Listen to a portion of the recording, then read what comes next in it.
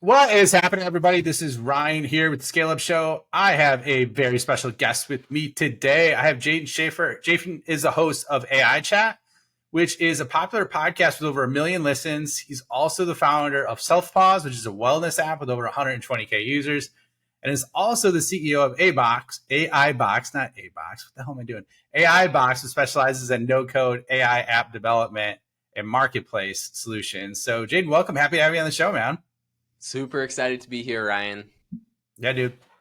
I had a blast being on your show. It was a lot of fun. We did that a few weeks ago, and then as I was talking to you, I was like, "Dude, I got to have you on my show, man." I was just loving the conversation that we had post wrap. So let's do a real quick revenue rundown so everyone understands kind of like what stage of the journey you're at as we're going through this. So where are you guys at in terms of your ARR? Yeah, so AI Box is a pre-revenue company. We're currently under development. We're, as you mentioned, a no-code app builder and marketplace. We built out the app builder. We're now building out the marketplace side of things. So we're slated to launch in Q1 of next year. Really excited for it. Awesome, man. Well, that's right around the corner as of time of recording. So looking forward to that. Super excited. So what do you forecast like your primary go-to-market strategy is for growing the company once you launch or bring it out Yeah, into the world? I guess you've kind of semi-launched already-ish, right? But not the product, right? So yeah. walk us through what you're thinking there, man.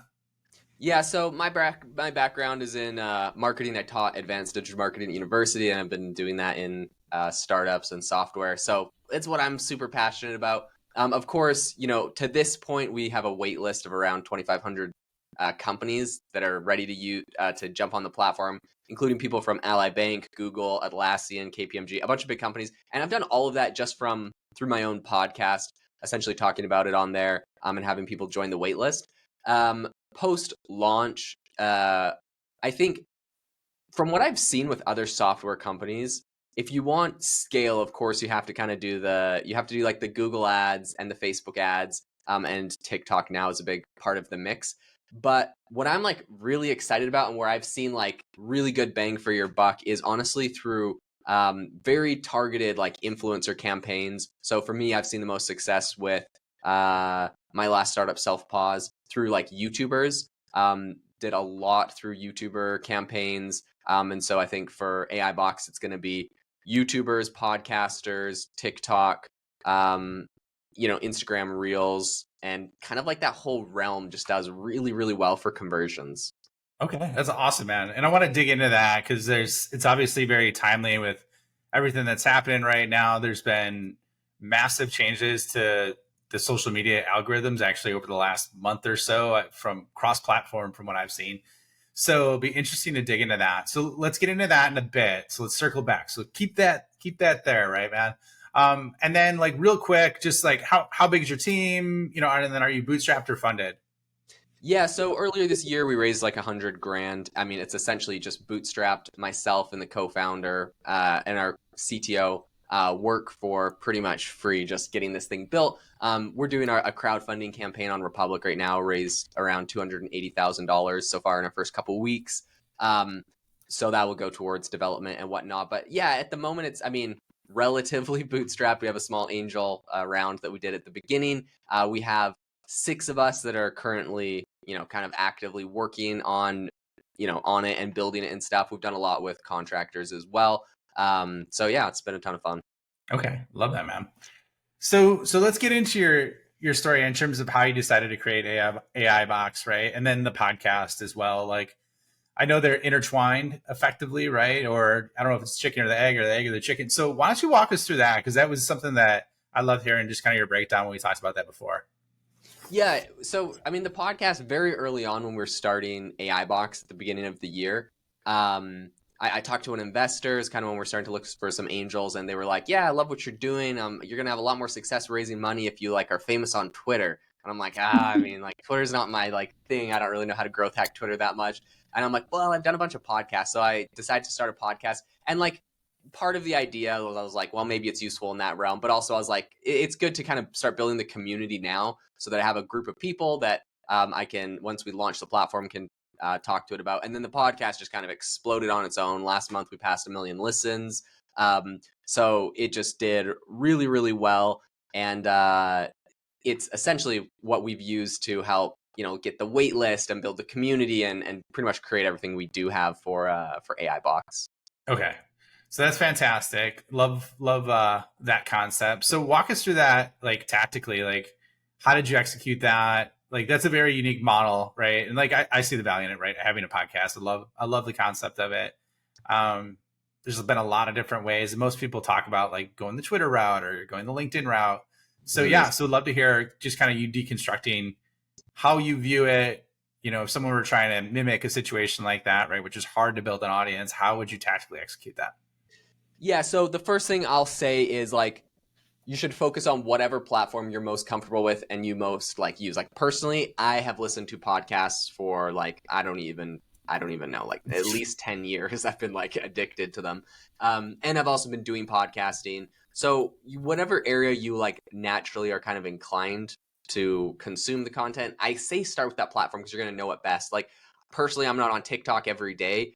People send me TikToks that I'm like, oh, these are great. But like, I don't think I would be as successful if I was just like, hey, I'm going to start, like, I'm going to crush it on TikTok without maybe getting someone that was kind of an expert to give me some tips. But I did know podcasting. So first off, whatever platform you kind of are working on. The other thing I'll say is regardless of if you have like a business you're launching, building an audience somewhere is incredibly valuable for whatever projects you plan on doing and whatever you plan on doing.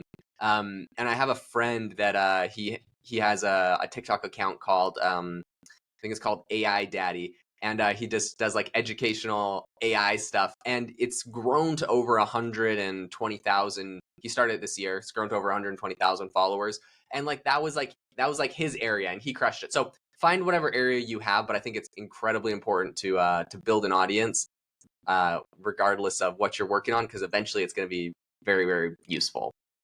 Yeah, that makes sense. So on the podcast side, then, like, how did you approach it? Like, in terms of everything from episode creation, or I should say, program design, episode creation to scaling it. Yeah, so I have an interesting approach that I've not heard before. So if anyone is interested in starting a podcast, here's like a golden, I don't know what you This is a start. writer downer. It's a Yeah, writer this is a downer is what writer you're about to say. downer. Make sure to keep this. You won't hear this anywhere else. Okay, so here's my strategy. You want to start a podcast, you find your niche that is going to be started in. Create 10 podcasts, not episodes, but like full-blown podcast channels in whatever that niche is. And you give them all a one-word keyword name. So when I was starting this, I started I started a podcast called Artificial Intelligence. I started one called Machine Learning. I started one called AI. I started one called ChatGPT. I started one called OpenAI. I started one called neural networks. Whatever it is, like, so I guess not one word, but like a very simple like keyword. Like when you're thinking of like SEO, you want to rank on Google for something, like the most competitive, aka has the most traffic, like one word keyword. That's the name of the podcast. You make 10 of these things. Then record 3 episodes for each of them. This is not hard. You go on ChatGPT, it can write you a script, say, hey, I have a podcast called, like sales, or I have a podcast called real estate. Write me a script, or write me like 3 topics that I could talk about, and then write me a script for each of them. You just read the script and talk about it. So it should be simple, but you're going to record 3 for each of them, post it all on all of them, wait, like, you should be able to tell fairly soon, but sometimes it takes like a week or 2 to wait and see which of the 10 podcasts performs the best organically, gets the most listens.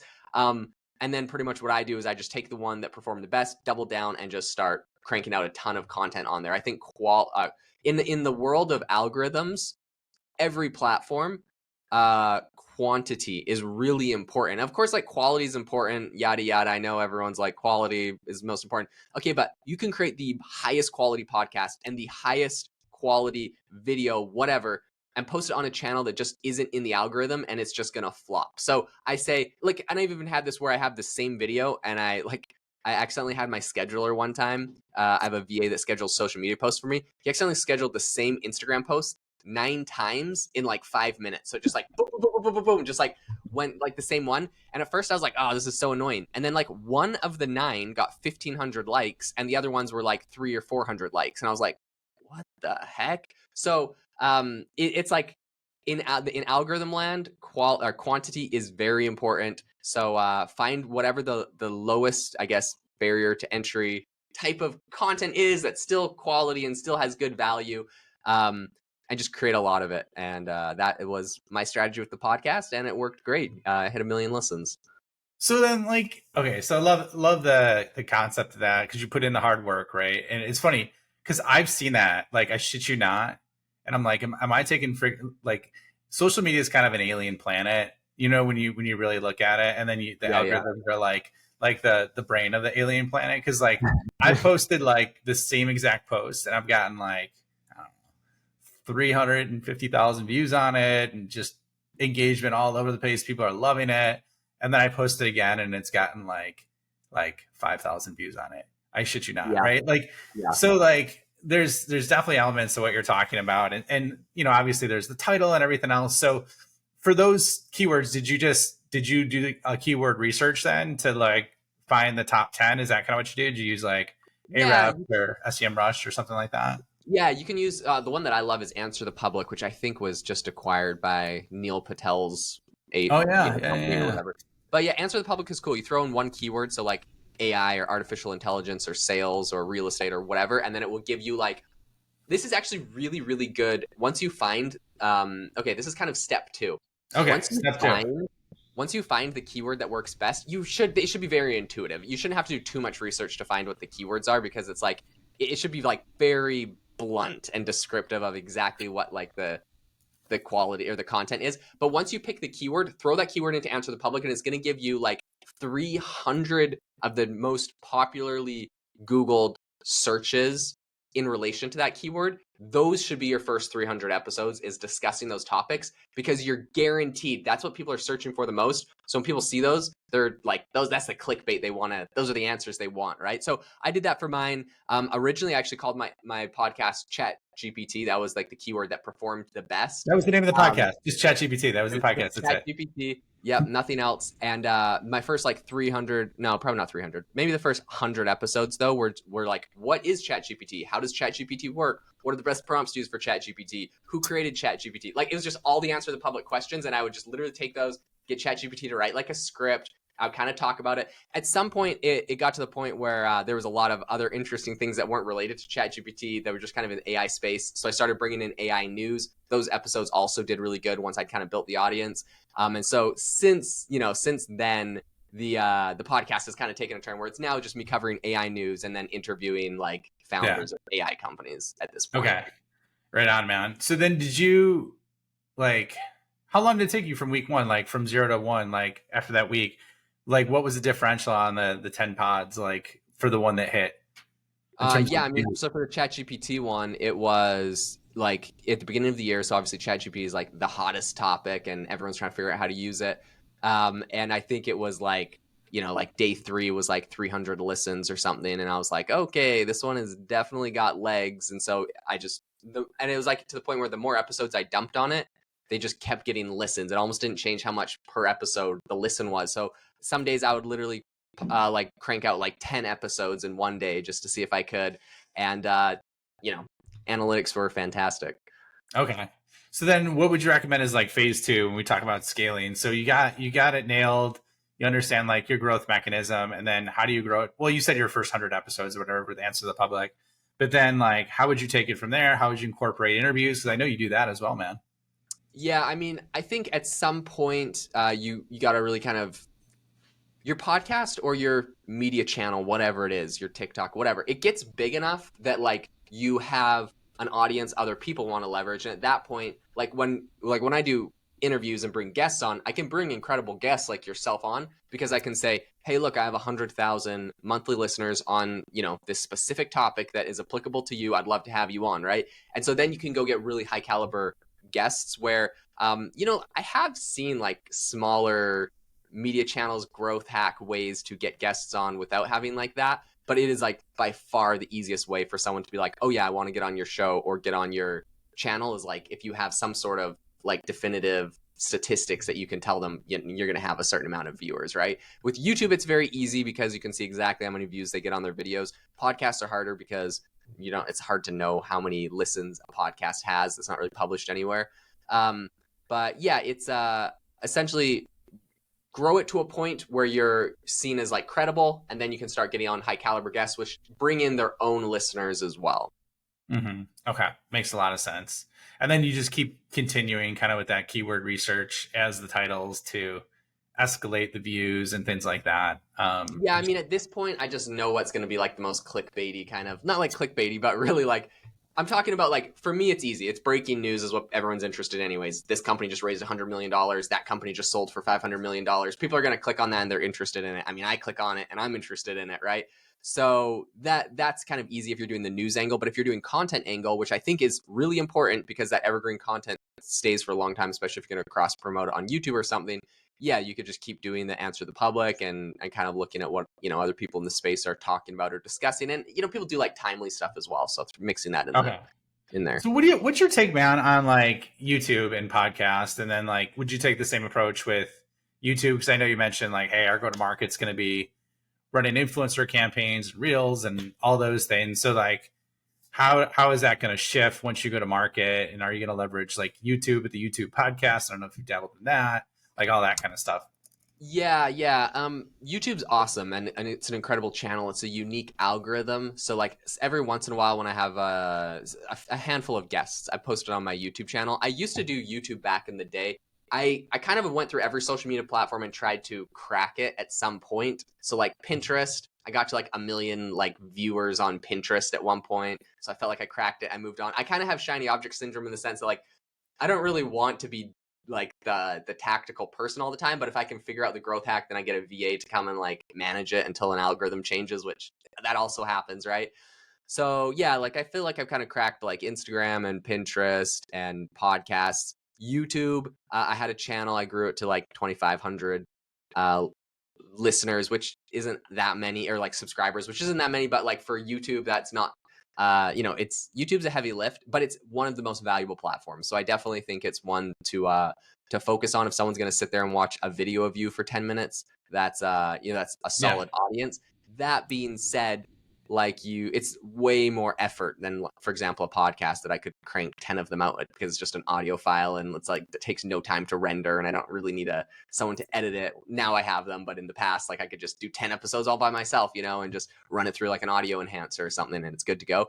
YouTube is a bigger lift, so I'm sure I'll dive into that more in the future, especially when I have probably a more full-time team to do video editing. Right now I just kind of have the audio people. Yeah, no, that makes sense, man. But yeah, it's a valuable platform, like 100%. Jump on it if you can. It's a great focus that you have. So so yeah, that's interesting. So it sounds like you kind of enjoy the challenge of trying to figure out the platform and the algorithm and then just take advantage from there. Not take advantage, but just deconstruct it and find a way around it. Like I started kind of looking at that a little bit. What's your thoughts on Threads, versus Twitter, since that's like a platform that it's in its infancy, and then another one that I've come across too, which is kind of interesting, just trying to be like the TikTok of links, is Artifact. Any thoughts on those two? Yeah, I I would say it's so hard to start a new social media platform. Threads, like they kind of have a little bit of a lifeline because it's like being promoted literally on like Instagram. Like I'll see little thread tweets or whatever like on Instagram and I'll click it and it's like open a new app and I'm like, never mind, like shut it down. I'm not gonna log into my so like yeah, I mean I jumped on Threads when it launched and I don't know because like they make it where you get all your auto followers from Instagram. They have like a bunch of hacks which I think are helpful and like gave it like a higher chance of something else.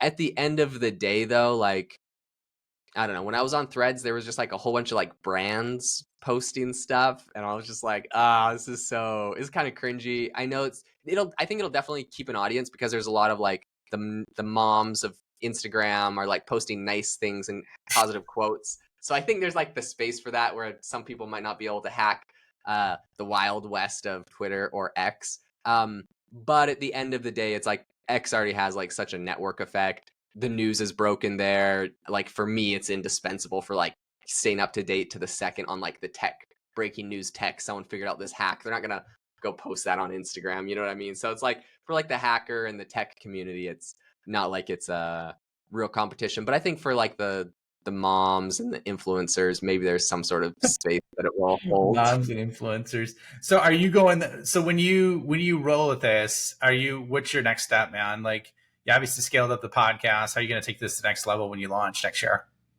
Yeah, like from a strategic perspective, something I've just done is launch 2 new podcasts, one called AI Applied and one called AI Hustle. So the thing is, when I crack a platform, I could go try to figure out how to crack another one, or I could just like keep exploiting the podcast sphere. So at this point, I've done 2 more of that, but like when we launch, it's going to be less of my own media network, and it'll be more just leverage. We'll just pay people to talk about us and promote us and stuff.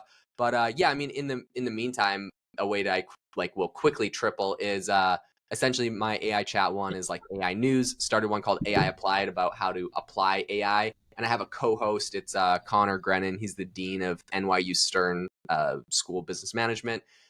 He's got like 50,000 followers on LinkedIn, so he's a legend. People should follow him, and he talks about AI stuff. So it's like creating, once you kind of have like a reputation and like a solid audience, creating something else and co-hosting it with someone, like you essentially can start snowballing, because now I'm grabbing his 50,000 audience, and then the AI Hustle podcast, it's my good friend Jamie McCulley, who's got 130,000 subscribers on YouTube, and he's co-hosting it with me. So it's like, once you get to a certain point, then you can kind of start leveraging other people's and essentially doing that. Yeah, no, that makes sense, man. I like it. I like it. So sure. So you got 3 podcasts effectively you're involved in. Like, so how many episodes do you record a week? For the other 2 podcasts, it's like we hop on for an hour once a week, and we just crank out like 3 episodes that are, 20 minutes long each. We do a little research ahead of time so know what we're talking about and stuff, and then we just schedule them out. So, that's like 2 hours a week for those. And then for my own, it's kind of whatever spare time I have at the beginning or end of the day, or at some point I just record it and send it over to my VA to edit and schedule. But I mean, I like to record a couple podcasts a day for mine, so mine's a lot more active for sure. Yeah, no, you pump out a lot of content, and like, I mean, I'm kind of the same way, man. Like, I love doing the shorter episodes. Like, you don't need to have like an hour long episode, like a Tim Ferriss hour and a half, 2 hour episode, or Tom Bilyeu, like 2 hour episode. I mean, those are cool sometimes, but I think you've done an awesome job of like making it short and tight so that you could integrate it into someone's routine. Right. Mm-hmm. Like, For sure. One of my friends, Colin Mitchell, did the same thing with Sales Transformation Podcast, which is ranked really high as well. And so you've given me a couple things to think about that I need to tweak a little bit with mine. So let's talk about AI Box, man. Like, and this is being recorded in the middle of November. If you're listening to this, whether it's shortly after or long after, OpenAI just launched their whole basically new releases with the multimodal capability. At the same time, the whole AI assistant GPT store basically announcement that's going to happen probably in the next 2 to 3 weeks. And so talk to us, man, about like what AI Box is doing and kind of like your view on the whole space, right? Because I love the growth hacker component that you have, and we haven't really talked a ton about the AI space, even though that's like one of my favorite nerd subjects to talk about. So walk me through it, man. Where do you think it's going, and what's your thoughts on it? And like, how did that kind of bring you to AI Box and start working on that? Yeah, well, the first thing is when we heard it got launched, we are like at first we're like, oh no, like, is it going to be the same thing as us? Is this like bad for competition or something? And then after looking into it, we've just became pretty much very excited. It feels very validating that the $10 billion company sees the marketplace and the industry going in the same direction, which we envisioned like at the beginning of the year when we kind of started on this project. I think it's awesome. I'm excited for the GPT store. I think it's honestly been a good like marketing campaign for us, because essentially it's the same concept of building apps, and even they'll have like royalties on the marketplace. OpenAI is going to obviously have a awesome distribution. And then the cool thing we're excited for is, our platform isn't just the 5 AI models that OpenAI has. We'll host thousands of AI models. We'll make Meta and Google work together. We'll have open source models that you can't really get or run or access otherwise. So yeah, we're excited because it's the way the industry is going, and we see it as being very validating. But yeah, we just have a lot more flexibility. You can create AI tools on our platform and embed them in your own software. You can you have a lot more flexibility on, what models you're using, how often you update them, how you run them, and you pretty much have a more hands-on approach. But yeah, it's very exciting, I think. So almost like an AI agnostic model versus theirs, which is all tied to just the OpenAI version, right? Is that kind of what I hear Yeah, you saying? exactly. Is whether it's Claude or Bard or Gemini or whatever the hell the next version of Google's is, and then Yeah. like you're saying, all the open source models as well. Dude, I love that because like I've seen that personally, and like I have like a prompt library or prompt matrix effectively, and we talked a little bit Mhm. about this, but like there's stuff that Bard is actually really good at, and there's stuff it's terrible at, right? And then vice versa with Claude and ChatGPT, and so as these use cases keep getting sniffed out, that's going to continue to grow because it's just like, I mean, now here's what I would say is OpenAI has done a really good job of pressing the envelope on what they're doing quality wise. Mhm. I think so, but I can see what you're saying. Like, there's definitely use cases where you want to integrate multiple models into the same thing and leverage all their strengths and none of their weaknesses. So I like the idea of like stitching that together. Well, Yeah. integrating is probably a more formal word toward it, if you will. Yeah, and I mean, like OpenAI, honestly, like it's like I have ChatGPT open in my tab all day, every day. So I mean, I think for the ChatGPT, it's the winner when it comes to, because they just, like you mentioned, some of their other big announcements. They just released an API to their GPT-4 voice where it's like audio, and it's good. But like 11 Labs has been doing this for a number of months, and it's significantly better with 11 Labs. So they're already translated into every language, and their Dolly 3 that they just updated and came out with is pretty good. And I think it's especially like the fact that it's tied into GPT is awesome. But like Midjourney, despite the fact that it's harder to use on Discord, Yeah. is like significantly better for image quality and whatnot. So I think OpenAI does a really good job of having like a solid suite of products that are fairly good, but they're not all best in class when it comes to, Yeah. like some of these companies that just do one thing and they do it very well, or something like, Twitter, which is coming out with Grok AI, which is going to be like up to the minute, breaking news, everything happening like live in real time. Of course, you have ChatGPT, which is cut off in April of this year, and it doesn't have any new information since then. So there's going to be a lot of these specialized models that do one thing very, very good. And yes, you could build something with OpenAI, but if you want it to be like 20, 30, 40% better at something specific, you're going to want to use best in class. Yeah.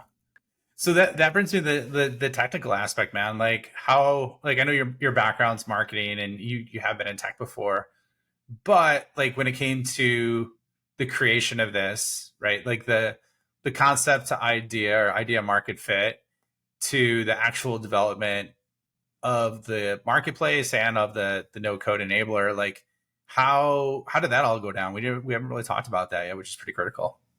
Yeah, so I mean, so my last startup is called SelfPause, the number one AI life coach. That's kind of what got me kicked off on this whole like software and AI space and being interested in all of that. And just throughout that, have made a ton of connections with people kind of in the software space. So when we got started, looking at my Jill, who helped me do SelfPause, we launched that together, scaled it to 120,000 users. We were talking about a bunch of different plays in AI. I just been really fascinated with the topic since like last summer. I think I'd like played around with Jasper and a lot of like audio AI tools. I'd use them to make podcasts and stuff. And actually, so that podcast strategy I mentioned at the beginning, where you have 10 podcasts, when I first started that, I figured that out last summer. I would literally just get like Chat GPT or Jasper, which was a precursor to ChatGPT. It's the same API from OpenAI, essentially. But I'd get it to write the script, and then I'd use Well Said Labs, which is a good audio thing to read it. So I actually had podcasts with like 100% AI generated content, and multiple of the podcasts I did in that space, I was essentially creating them at that time to promote SelfPause, but multiple of them got over 100,000 listens on them. Come So on, multiple yeah, episodes. huh? Dude, multiple episodes got like you're saying not No, the no, podcast but the episode. total on all the episodes. Yeah, like about Okay, like that's still very 100 and good a though. 100,000 listens. Yeah, yeah. I mean, you get AI can crank out a bunch, and they all get 1,000 listens, and then boom. So yeah, that was kind of the start of that, and I can't even remember what the question was, but that was a great strategy if anyone wants to try it. Dude, I love that. So okay, So yeah, I was asking about how kind of the whole team came Oh together yeah, yeah, and yeah, yeah, like yeah. that. So we're looking at some AI plays, and I had a bunch of friends, and some of them I was essentially harassing the tech guys I know every day about a bunch of different AI, the viability of a bunch of different AI products that we're thinking of, and eventually we're like, oh my gosh, we just need to build a platform where we can build all of these. There's no way we're gonna be able to crank out all of them after ChatGPT came out, and so my friend Ben, who I harassed the most on the topic, he's a really prolific developer, and he's like, let's just create this, this platform. So we kind of jumped head in on that. Wow. Okay, that's fantastic, man. Well, let me ask you this because we're just about up on time, and this has been a blast to kind of talk through. So, where do you see like over the next 12 months with where we're at in this single point of time in the middle of November 2023? Where do you see the next 12 months heading in terms of everything from assistants to agents to AGI, right? Like, where do you kind of see that going, just based on everything that you've done, talked about, and been involved with? Yeah, so I mean, I recently had the head of developer relations on my podcast from OpenAI talking about like agents. From their perspective, they said the technology they have it. So they're like, yeah, we're sitting on the agent technology. The problem is if we launch it, it will literally break the internet because websites are not ready for 1 to 10 million like OpenAI agents to run around and crawl everything and grab data from everything. They're like, we're just gonna like the infrastructure of the internet will literally melt once we unleash this. So they're like, we have to be really careful. We're trying to like help people scale up infrastructure and like all this different stuff.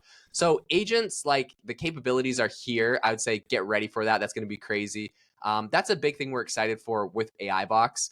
Is essentially being a place with a whole bunch of apps and tool sets that these agents can essentially, like when you tell an agent to go accomplish a task, it'll be able to come to AI Box and find the top ranked way to use AI to accomplish that task. So if you want consistent results, you send your agents to AI Box to get something done. Otherwise, if you just kind of give them free reign, the prompts they use might not be the best. They might, whatever. So that's one thing that we're really excited about. That's why we're doing our crowdfunding round for AI Box and essentially raising money to help build out the infrastructure. So we're ready for that. And I think we've raised around $280,000 to date doing that. But yeah, it's going to be exciting over the next 12 months. Will be big. I think the thing we need to see before anything is like a lot of these models are starting to increase quality significantly. And I think the next step will be video. So we need to get AI in video to the mainstream. Once the video aspect is in place, I think then it goes a little bit more parabolic. What do you mean by that?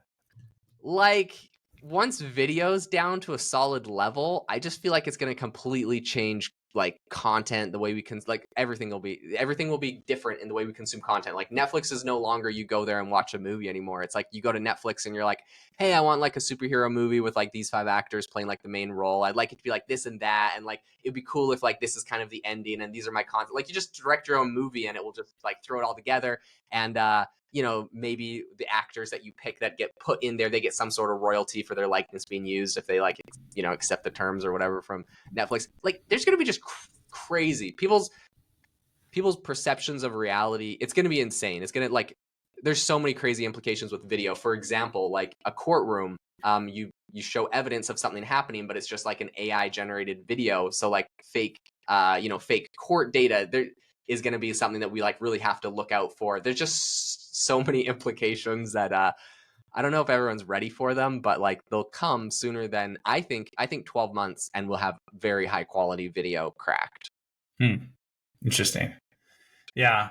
I mean, there's elements of that starting to happen already, anyways, with some of the stuff Runway's doing. Like you're Yeah. seeing pretty wild things happening at an accelerated rate there. So, yeah, I mean, deep fakes as well, but it's going to be hard to disseminate reality. I mean, do you think that'll lead to a lot of people pushing back to live interactions and conferences and more live meetings versus having it all uh, like digital, should we say, or like this, right? Or what's your thoughts on that? Um, I think that people will still have like, so I think the perceived value of AI generated content is lower, but doesn't mean that it's not cheaper and easier to consume. And so like at the end of the day, like going to a virtual or like a in-person conference has its own values for networking and stuff. But at the same time, if I want to learn about a topic, I might just want to sit on my couch. And if it's an Right. AI Yeah. that's teaching me about it, I might not care too much. So I think YouTube is going to get like massively overhauled. They're starting to, they're prepping for it. They're changing their terms of service and doing a bunch of stuff to like essentially make AI more, I don't know, intuitive. And I think there's going to be a lot of really cool, exciting things. For example, like every YouTube video will be translated into every language with the original person's voice, but just speaking Yeah. in that language. That's just going to get built in. There's companies that are like 11 Labs is already doing that, and you see people like Mr. Beast who are paying millions of dollars to create like a dubbed channel in Spanish, for example, which has like 20 million subs. So like it was a good concept, but it's just going to get built in and automatically done for every language in the future. So yeah, there's like some cool things like that, which obviously helps spread information further. But yeah, the deep fake stuff and all that is concerning, but also there's no way to stop it. So like Yeah. regulations, whatever you want, there's always going to be open source models. If the technology exists, it will be created. So I think focusing less on how to stop it and instead talk about how to like deal with it because it's coming regardless is probably the best frame of mind for people. Excellent, man. Well, it was awesome having you on the show. Thanks for being on, man. This was a lot of fun. Love the AI nerdery that we're talking about. And like I said, really, really impressive what you did to grow an audience from 0 to 1 million listens. And then also the crowdfunding, real excited about what you're going to do next, man. Thanks so much for having me on. All right. We'll see you. Have a good one. And we will see you all on the next episode.